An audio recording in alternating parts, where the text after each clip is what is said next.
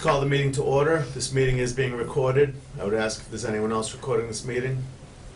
Seeing none, if you'd please join me in the Pledge of Allegiance. I pledge of allegiance to the flag of the United States of America and to the republic for which it stands, one nation, under God, indivisible, with liberty and justice for all. Okay, we do have some special recognitions this evening. I'll turn it over to Dr. Brunel. Thank you. I'd like to actually ask for 2 moments of silence this evening. The first one in memory of Andrew Slucas Sr., Chief Slucas's father, who passed away unexpectedly on October 31st at the age of 73. Andy was a devoted husband to his best friend and wife of 37 years, Kathleen, who preceded him in death. He is survived by 2 sons, Andrew J. Slucas, our chief, as well as John Slucas and his wife Sharon, and 2 grandsons, Drew and Nick Slucas. He was retired from the Worcester Police Department and currently worked at the Worcester County Sheriff's Department in the Civil Processing Division. He was a local fixture in Auburn and Worcester, making daily special deliveries to those fortunate enough to have him in their lives. He was known for being selfless, kind, and giving, and he will be missed by many. So I'd ask if we could take a brief moment of silence.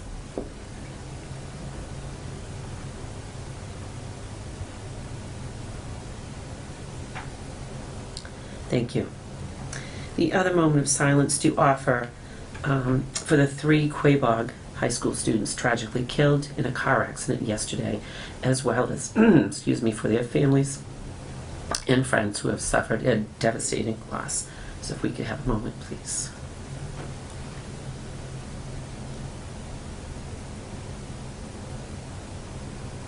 Thank you. Now on to a happier recognition.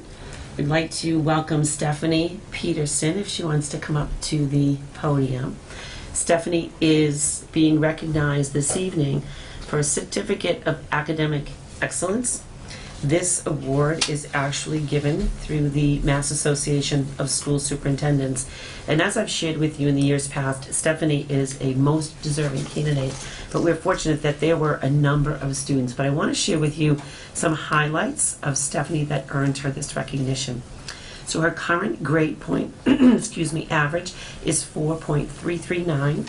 Her goal is to become an engineer, and she is looking at Clemson, the University of Florida, Georgia Tech, WPI, and others. She has traveled to Haiti on service trips and volunteers within her church community, and she works part-time at Shaw's and is involved in after-school clubs. So congratulations to Stephanie for this prestigious recognition. I'll turn it over to you. Well done, Stephanie. Any comments from the committee? Just well done and keep up the good work. It's an honor to have you in our town and in our school system. That means a lot. Thank you. Congratulations. Very impressive. I can't believe the number of things that you do outside of maintaining that grade point average to put that extra work in, and it seems like you've set some goals for yourself, and I don't think you're going to have any problems meeting them. Do you do any tutoring on the side? Not much cheering. All right, great. We may be looking Probably you too up. much. Maybe looking you up for my son. You seem like just the right person for the job. Is there anything you'd like to share with us, or? No, that's about it. Thank you for recognizing me. It's a lot of work, and it's nice to get something back from it, so thank you. Well, we're very impressed, and we're happy to have you as part of our schools. And I would just like to congratulate Mr. and Mrs. Peterson for your support. I'm sure you're as proud, or prouder, I'm sure, even of Stephanie than we are, but great job and thanks as well. Stephanie, if you'd like to come up and shake our hands, we would love to congratulate you personally. Congratulations. Hope your college has offered you a lot of money to go there. Yeah, there you go. Good job. Great job, Stephanie. Congratulations. Thank you.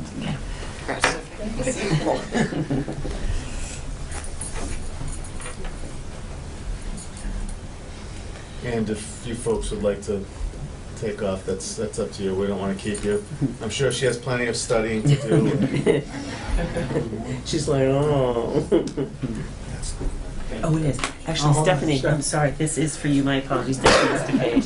So this You're is for you welcome. to have. So congratulations. Thanks. Thank you. Take care. Have a nice night. Oh, you've seen it there.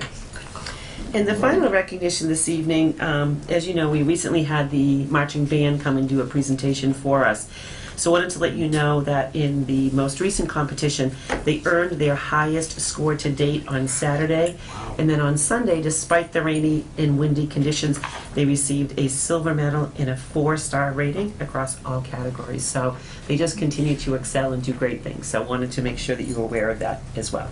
That's awesome. That is fantastic. I couldn't be happier for them, especially since they visited us that last time. I've been even more invigorated with the whole idea of the band, so it's awesome. Pass along our congratulations to them.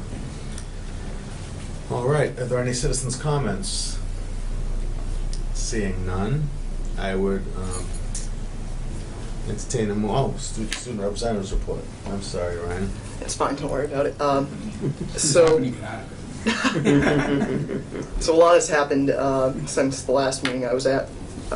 First off, the quiz show had their honor bowl at the high school on October 18th. They won both matches. And then last Sunday, they also participated in the WGBH Super Sunday, which is pretty much their qualifying match to make it to the state level of the honor bowl circuit. Model United Nations had about 25 students go to the St. John's Model UN Conference on October 21st, I think. We all enjoyed that a lot. Student Council had their haunted hall and truck or treat throughout the month of October for the kids of Auburn. It was a huge success. The play was last weekend, 12 Angry Jurors. I was not able to go, but I've heard that they did really well. All of the student athletic groups have, like, the fall season starting to wind down. They've played very valiantly, but only the football team is remaining in the playoffs. They're going to be facing Nipmunk this Saturday at Foley Field. Throughout the school today, we had a moment of silence for the Quabog kids, and also school-wide throughout the month of October. We had the preliminary SATs on October 10th. Every student in the freshman, sophomore, and junior class participated in that. And lastly, some upcoming events. The class of 2019 is doing a town-wide cleanup. It is volunteer work, but donations are accepted. And then tomorrow night, the class of 2020 is holding a Moe's fundraiser. Excellent. Any questions for Ryan? No? Well done. Very thorough report, as usual. And if at some point you need to take off, feel free as well. What do you want? I'm just going to say. Okay. Sounds great. I did just want to pass on that Isabella let us know that she's been homesick, and she actually had wanted me to share the news that I had shared about the band. So she felt badly, but wanted you to know. Excellent. Well, thank you, Isabella. I would now entertain a motion to accept the minutes of October 24th. I'll make the motion to accept the minutes of October 24th. I'll second it. All in favor? Aye. Aye. It is a vote. And we move on to the superintendent's report. Thank you, Mr. Chair. It's my pleasure to introduce to you Margaret Guardiani and Mr. Eric Berg from the Major David Brodeur Foundation. They have been tremendously supportive over the years in memory and in living legacy to Major Brodeur, who was tragically killed in the line of duty. So with your permission, I would like to turn it over to them to give a presentation to update you on the Absolutely. great works Thank you. of this foundation. I just would like to thank you for the opportunity to do this. We had a conversation earlier this year with the superintendent, and the board of the foundation decided that it would be worthwhile to come before the school committee at least once a year, maybe twice, to give a report on what we've done. Actually, I just said to Eric tonight, the last time we were here was rather contemptuous, about 6 years ago, when we were deciding what to do in order to honor David's memory in the town. So, as you are well aware, the square was built on the property at the high school down by the gym. According to Eric and many of the teachers at the school, the square is used year-round. Some teachers decide to hold classes within the facility. During the spring, it's a beautiful area. I would hope that all of you have seen it. Early this year, again, after talking to Mary Ellen, we decided to do a presentation to the school at the opening of the year with all the faculty and staff present. Initially, the foundation started as a grant process for the high school, quickly expanded to start to award a scholarship for a graduating senior. And this year, with the success of our fundraising and our events, we are now opening it up from grades K through 12 in the grant writing process. So we felt it important in the fall to be able to tell all of the faculty how the program would run. So if I can do this right. Oh, it's not coming up on your screen. Yeah.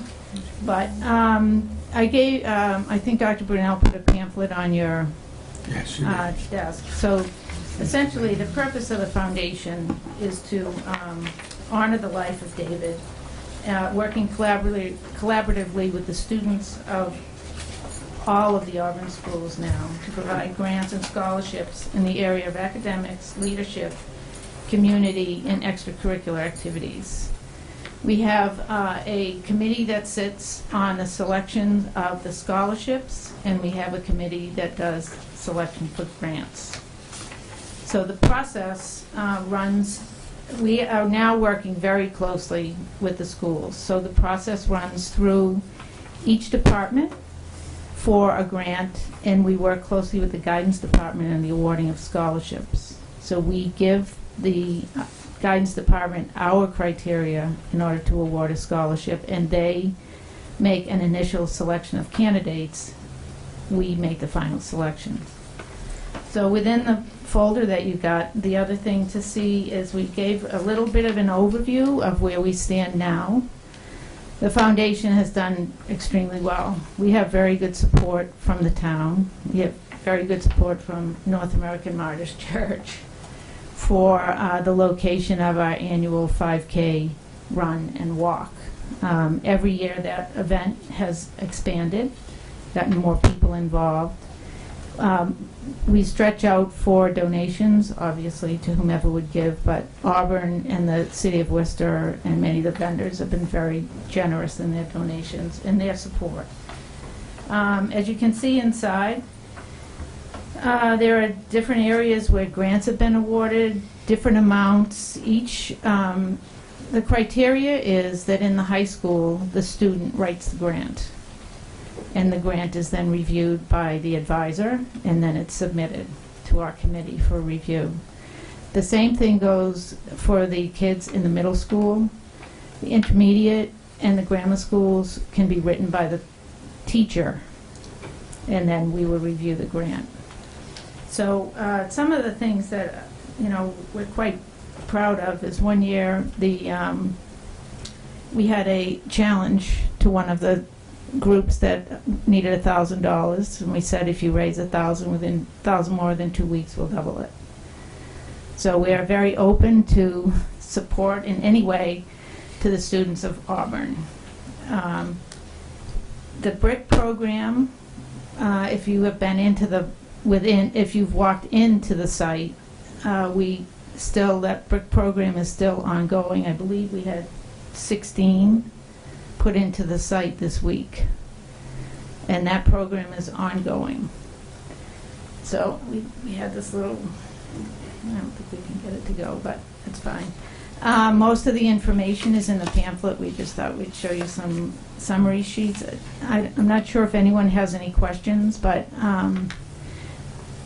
when we came initially before the school committee, we were young. However, this foundation has really gotten itself established within the community and actually within Massachusetts. So we have been able to expand and bring in a broad number of people. We have very good support from the high school. At our event in the fall, the teams do their community service by coming to set up, coming to break down, being the water support, coming to help with registration, et cetera, et cetera. So we try to keep the involvement at least at the high school level so that these students understand who David was, what he was all about, and that there is an award and a reward at the end if they so choose to apply. I'm not sure if anyone has Excellent. any questions. Well, we're so glad that you came tonight. As you said, it's been 6 years, and maybe you didn't get off to a great start, but where you ended up is fantastic. Yeah. It really is. A lot of times in situations like this, the memories will fade, and the foundations will fizzle out a little bit, but it seems like you're only getting stronger, and that's fantastic. Yeah. And what you're doing with the funds as far as helping out our students, that's phenomenal, and keeping the memory alive of an American hero as far as I'm concerned, Yeah. and one of our own. It's fantastic what you're doing. Yeah. So we welcome you here once, twice, 3 times a year, as much as you'd like to come. All right, And 3 times obviously you pushing have it. our support. We're good, we're good, but, you 1.5. know, and it's such a visible piece of history at the high school. It is never going to go away. I have people, I'm sure Eric lives in town, I have people who go by an expressway and say, I can see the light, I can see the flag, I always stop every time I go to the high school, whether it's to vote or just to visit or sports. I always stop there and take a look around and honor the memories. So really, it's fantastic what you've done as a committee. And please thank everyone involved on my behalf. Anyway, I don't know if there are any comments from the committee. Question. Yeah. Oh, sorry. Ms. Harrington. Is the race your biggest, I mean, I know it's probably your biggest fundraiser. Do you plan on having other events At as the well? request of David's parents, the 5K is the biggest fundraiser that we have. We've had small ones periodically when we're trying to do something a bit more, but at this point, that will be the biggest fundraiser that we have. Yes. If someone wanted to reach out to you, Mm-hmm. maybe to donate or whatever, do they use the web address or? They Right. can reach out, and it's broderfoundation.org. Yep. Okay. I'm just so Yeah. glad you're doing this. I had David in school, and he was a wonderful 6th grade student, a big Yeah. smile, and was Always- always helpful, and he was one of the best. Yeah. So the foundation is always open. Okay. Always open for donations. We will never say no. And we are, with everything as time goes on, we have taken a bit of a step back to reevaluate how things are running with the foundation. So we are going to step up a little bit more with marketing. And so if you get to the website and it's not quite what you think it should be, it's because it's undergoing some changes right now. So we're just trying to expand and get it more. I should say the other fundraiser, if we are able to do it, is Falmouth, but that's an individual fundraiser we have a team, Oh, okay. and if you are selected, the Falmouth Road Race has very strict requirements. And their major requirement is that the foundation, or the 501c3, whatever it is, needs to be based in Massachusetts. So we have done it twice, and that is a substantial fundraiser, in that any money that the runners or the participants within the foundation raise, all of the money comes back through Falmouth to your foundation. Oh, that's wonderful. Mm. So it can be a substantial amount of money. That's great. Excellent. Wayne? I would just like to say thank you for what you do. And thank you for keep on recognizing Major David L. Broder, too. It's a big thing for people that pass away that fight for us, or however they do it in the service. There's a lot of misconceptions going on now. And it's really, really makes me proud to have a group like you people are doing what you're doing, not only for David, but you're doing it for the grants and the scholarships that you do, and to help out Auburn schools like you do. It's just tremendous, And I applaud you for all the effort that you put into it, because I have done fundraising, and I know it's not an easy thing to do. But if you got it in your heart and you're fighting for a good cause, you really put your foot forward, and I think that's exactly what you people are doing, and I want to thank you. Thank you. You know, I'm here speaking tonight, but I honestly have to say that I got involved because of David's friends. So I was the experienced person, and they were looking for help. So That's good. it's a testament to David's memory and the memories of what he had in the town of Auburn, and these friends of his who decided that this was what they wanted to do to honor him. So That's great. I think that's what makes it even more special. yeah. Any other comments, questions? Dr. Bernal, did you want to wrap it up? Just to thank the committee for their ongoing work with this, and I think it's really a tribute to David and to his legacy and his memory that they've structured this program really to help students emulate the leadership qualities that this fine young man is. I remember saying at the dedication ceremony for this beautiful square, I didn't know him, but in hearing stories about him, he was certainly one of the kinds of people that people who did know him are obviously blessed to have done so. So congratulations to all you for all the work you do. Thank you. Thank you very Thank much. you. Thank you. Have a nice evening.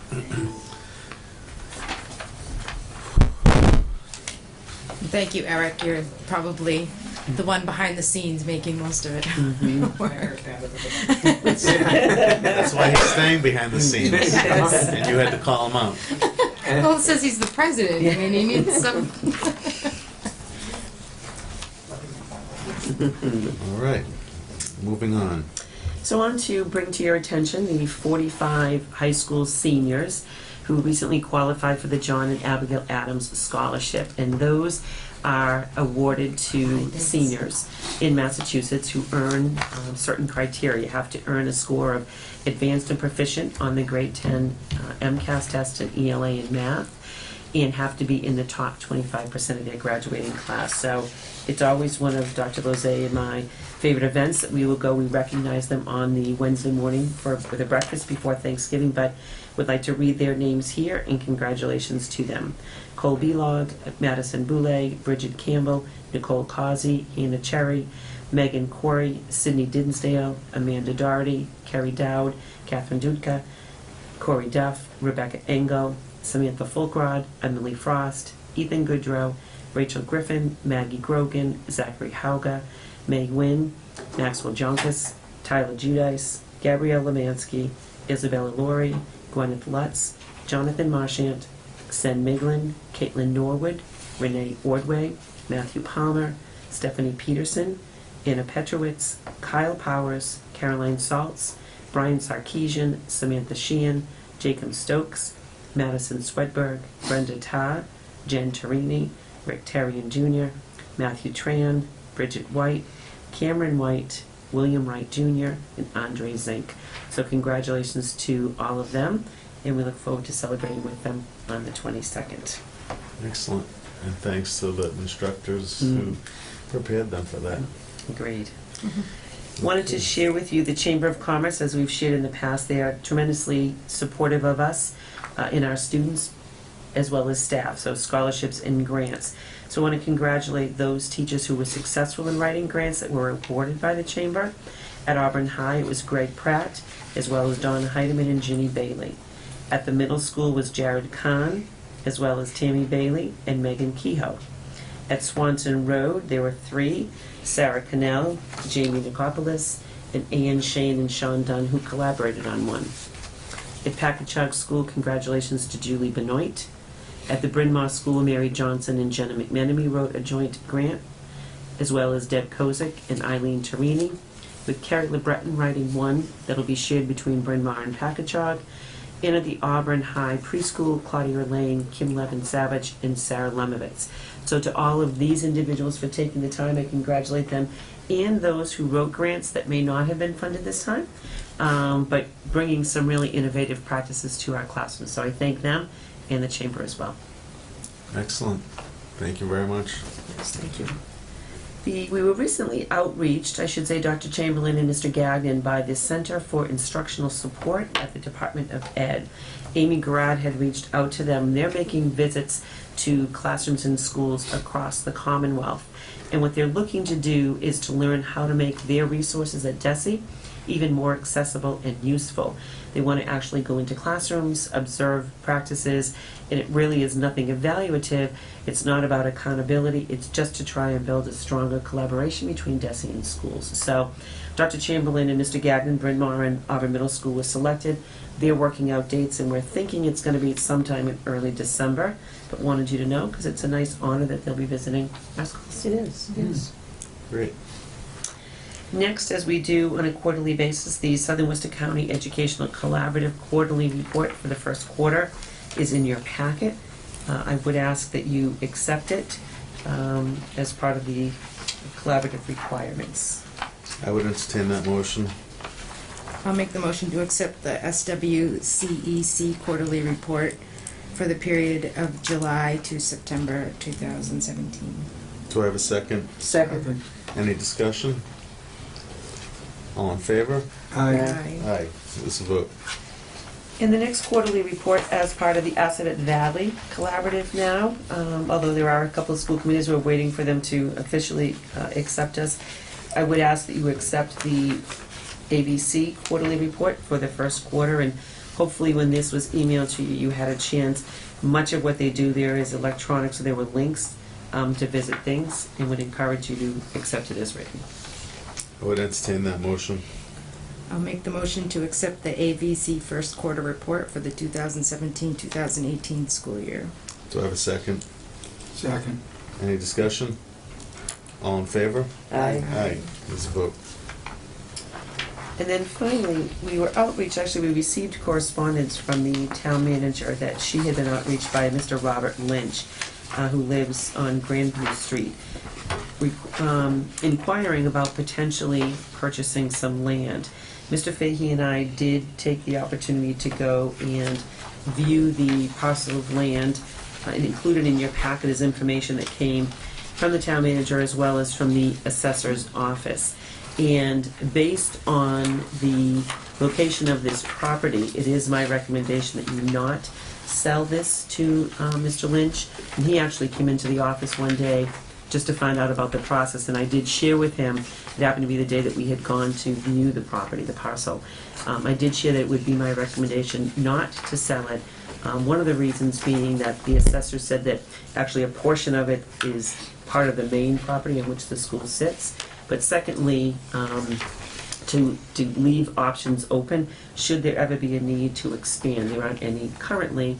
And then the third reason would be for the low amount of money that would come in to the town for the purchase of it. I think it makes sense that we retain that for optional purposes. Agreed. I would entertain that motion. I will make the motion to not sell the school property abutting 18 Grandview Street. Do I have a second? Second. Any discussion? All in favor? Aye. Aye. This is a vote. Thank you. Thank you. And we now move on to unfinished business. So I just wanted to remind you, it's just actually a week away from this upcoming Saturday, our strategic planning kickoff event. An awful lot of work has gone into the planning of this. As of just a couple of hours ago, we have approximately almost 140 who have committed to attend that day, which will be great. So hopefully you will all be there. Dr. Lizzie has been instrumental, as well as the leadership team, in coordinating this. So looking forward to gathering the community's input as we create our next strategic plan. Great. Thank you. The town's budget kickoff, I know that next week you'll actually hear presentations on Tuesday and Wednesday for our budget requests. The town's budget kickoff will be on Wednesday evening. Mrs. Worsbicky will attend that. It takes place at the Finance Committee meeting, and we'll bring back any information and we'll share it with you at the first December meeting. The John E. and Ethel E. Riley Citizenship Award was offered this year to Allison Rhea, if I'm pronouncing that correctly. Rhea? Aye. Ray, okay. She holds an elected position on the Auburn Housing Authority. She was a town meeting member, a member of Community Emergency Response Team, a board member for the Board of Health, and has been a commissioner on the board of the Auburn Housing since 2005. So, as you see here too, that several years ago, she helped in making the film Are You Okay? To show to elderly citizens during educational programs at the Senior Center. She's a retired nurse who has dedicated her life to helping Auburn's citizens on how to be safe and healthy. So congratulations to Allison Ray for that Great. honor. Congratulations. And then finally, some CIP updates that I've noted in your packet. In here, actually, if you can see, there are no changes to FY 2019, but if you look on the 2020 CIP, originally there was $180,000 allotted for Auburn High School, 120 of which would be for the field turf replacement and 60,000 to update the lockers, the front facade, and the tennis courts. In our meeting with Town Manager Jacobson and CFO Kazanovich, they're recommending that to increase that to 300,000. Their intention would be to use 180,000 from the stabilization account, so they wouldn't need to borrow. So it actually increased our the school department's allotment by 180,000 there, which makes sense. Similarly, in 2021, you see an increase of $80,000 also for the field turf replacement, and they will decide as it gets closer in time whether to take that, whether to borrow those funds or to take it from stabilization, yet to be determined. But the overall CIP for the schools increased by 80,000, with no changes being made to the 2022 or 2023. But I would ask for your vote to approve these new values so that we have them on record and in your support. I would entertain that motion. It's as listed, right? I'll make Yes. them. Okay, I'll make the motion to approve the modifications to the FY 2019 to 2022 CIPs. Do I have a second? Second. Any discussion? All in favor? Aye. Aye. There's a vote. In terms of upcoming events, we've had parent-teacher conferences yesterday, half-day afternoon. There's some ongoing tonight, tomorrow night, and also on Monday evening took place. They seem to have been very successful in this new format. I would echo what Ryan had said earlier about the 12 angry jurors. Dr. Lozay went on Sunday afternoon, and I went on Saturday afternoon to be sure to see both casts. They did really an excellent job. The kids were so well prepared and persuasive in their arguments. It really was very enjoyable to watch. So hats off to all of them, as well as Mr. Lapete for directing and the cast and crew and those responsible for the playbill. So really, really well done. Great. Congratulations to them. And we now move on to teaching and learning. Dr. Lozay? Okay, I'm going to go to the podium and give you a Okay. very brief presentation. Hopefully the technology works.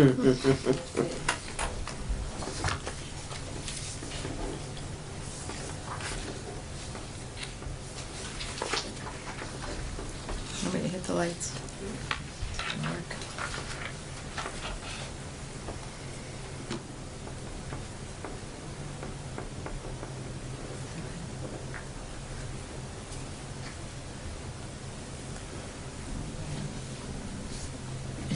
You want another one?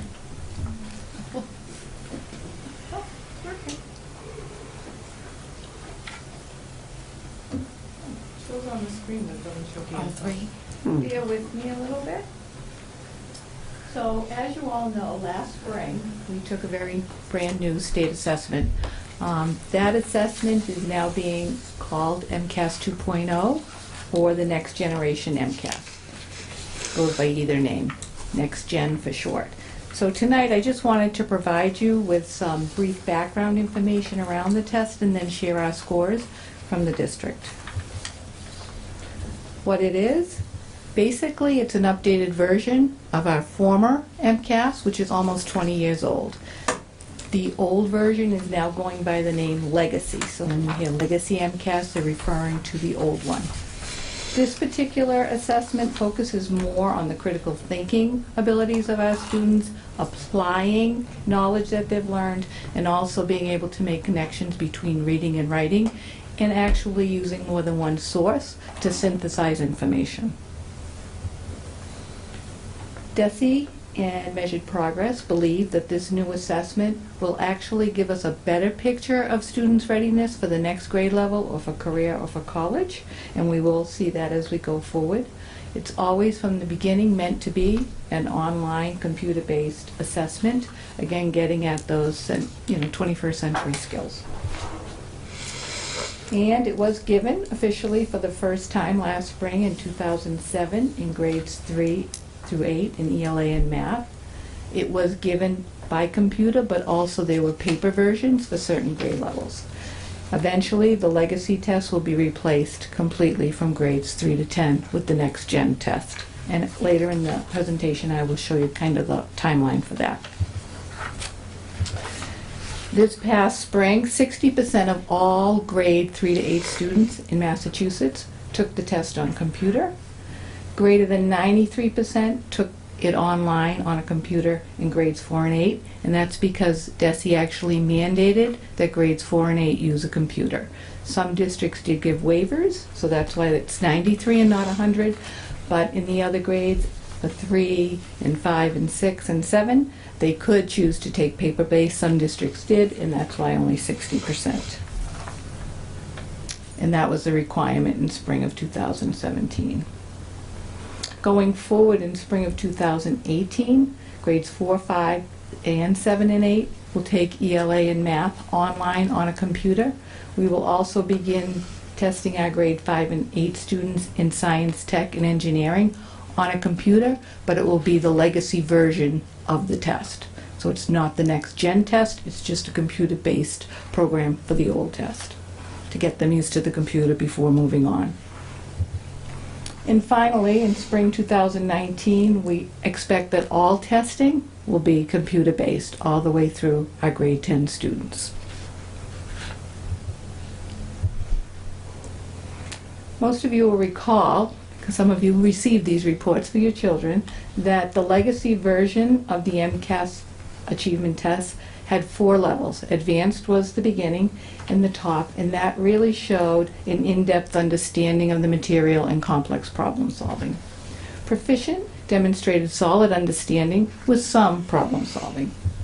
Needs improvement demonstrated minimal understanding or partial understanding with simple problem solving. And at the warning level, there was really very little understanding of the subject matter, and students were unable to solve simple problems. As we move towards the new test, the MCAS 2.0, there still remains 4 achievement levels. They have slightly different names and they have slightly different descriptors. And DESE made sure to caution districts across the Commonwealth not to try to compare MCAS with MCAS 2.0. There's not a comparison to be made. It would be comparing apples to oranges. So in terms of the new levels, exceeding expectations actually means that a student is performing exceeding the grade level expectations of the time, and that they demonstrate complete mastery of the subject matter. I'll talk a little bit about those numbers in a minute.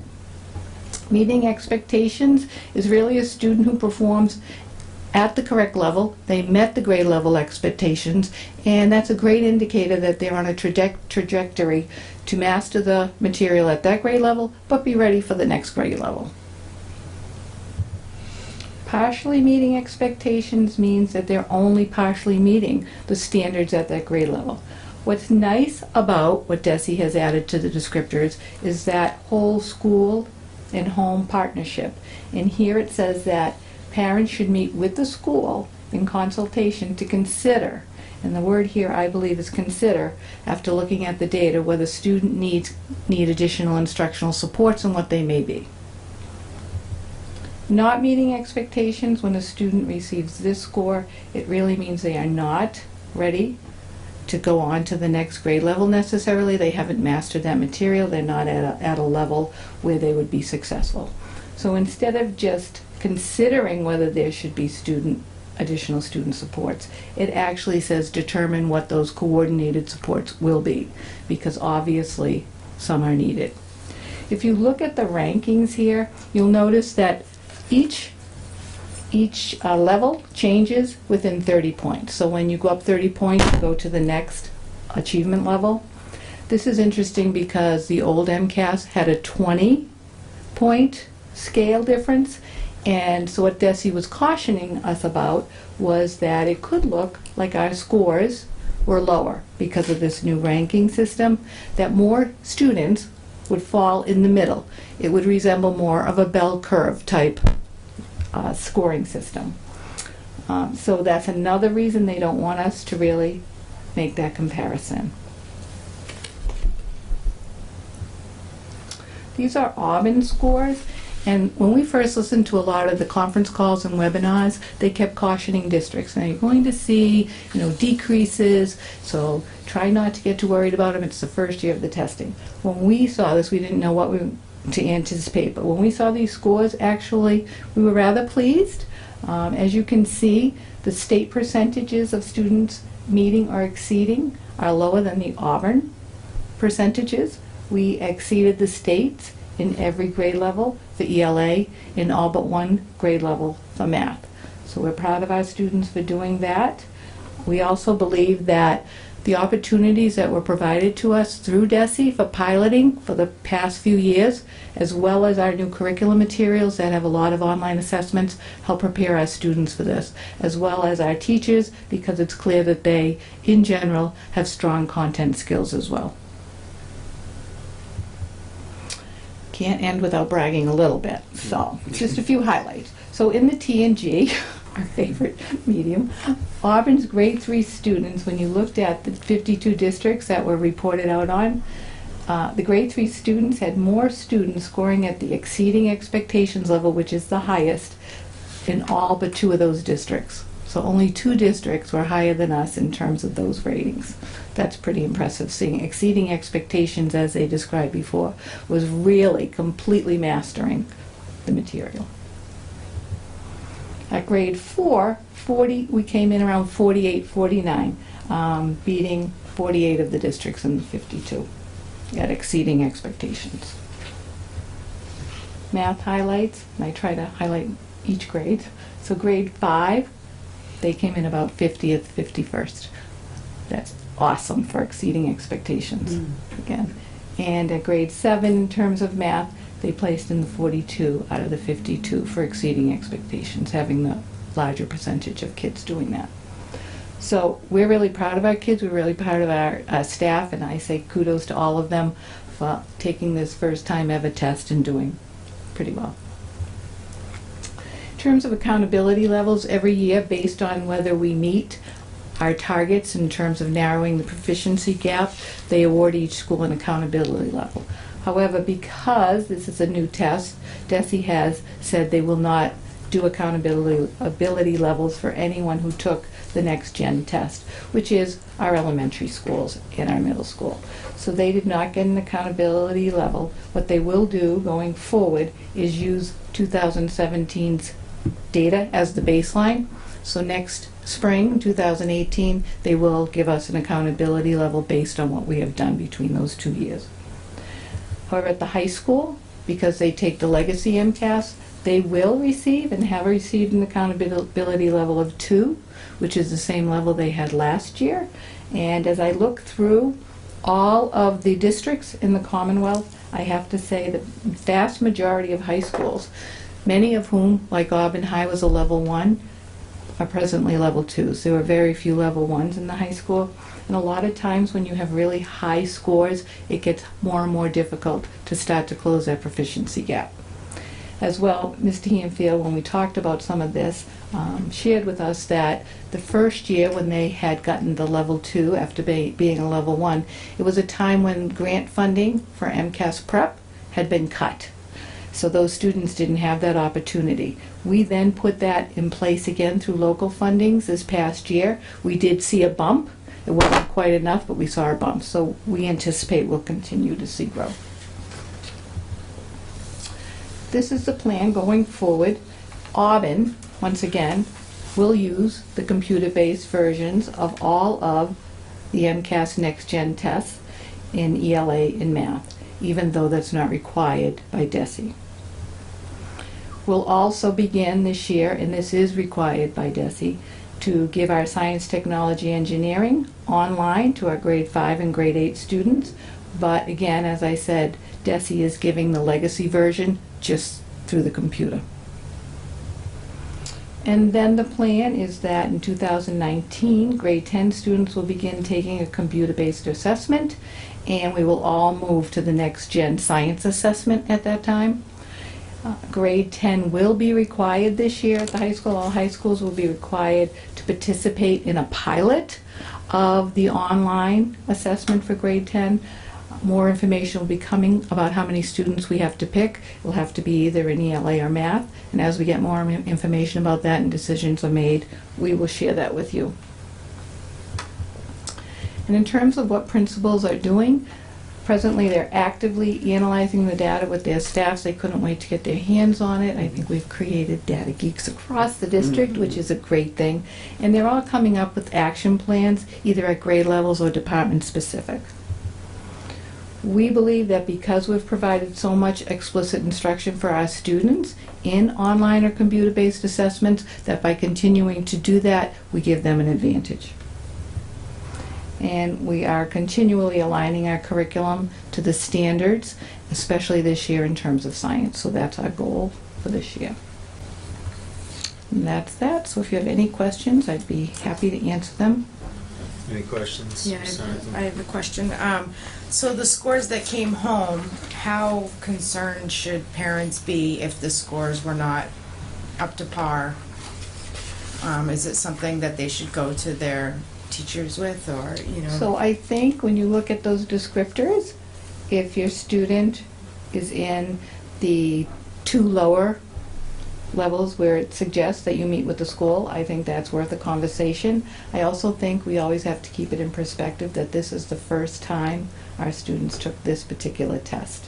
So there is some, learning curve there as well. Ms. Holloway? I just have a general question, coming from the old school. When a student takes a test on the computer, I'm assuming they must need to calculate or figure out things. Do they use paper and pencil, or do they have to do it all in their head? How does that work? So they are allowed paper? Oh, they are. Yep.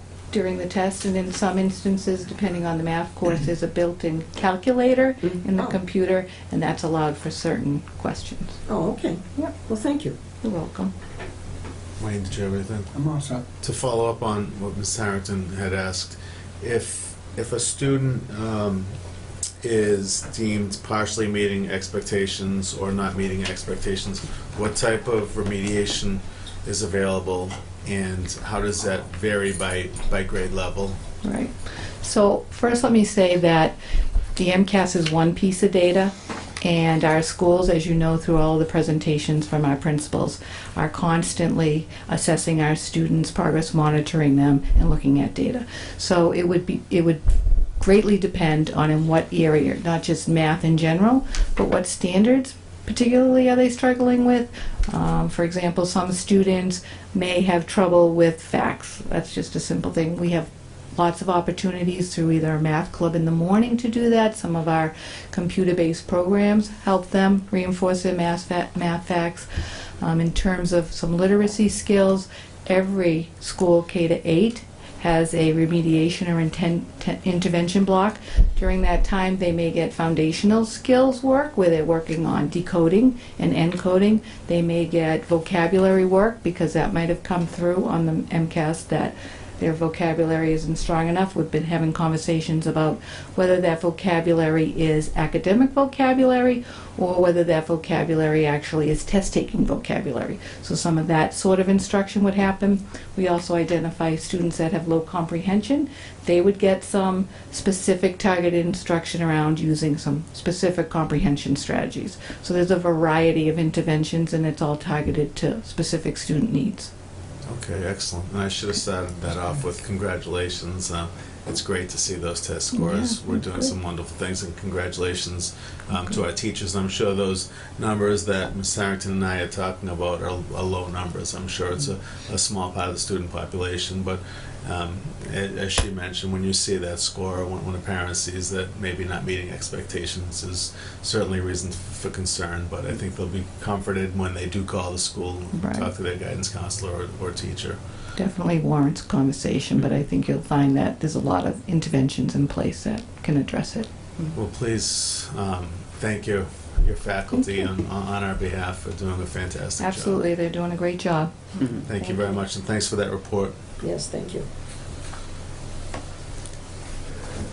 All right, and we now move on to policies. So the first two policies, BHE and DJE, do require your approval on second reading. You approve them on first reading on the meeting of October 24th. I would entertain that motion.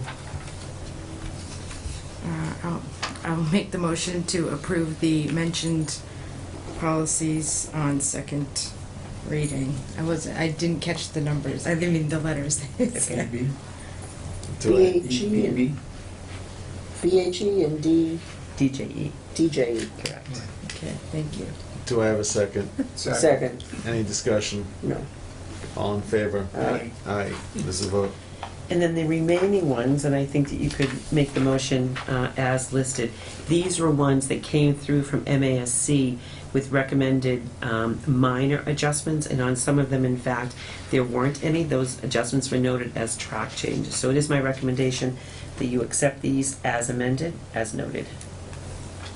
I would entertain the motion to accept these as amended, noted, the entire list. I'll make that motion. Do I have a second? Second. Any discussion? All in favor? Aye. Aye. It is a vote.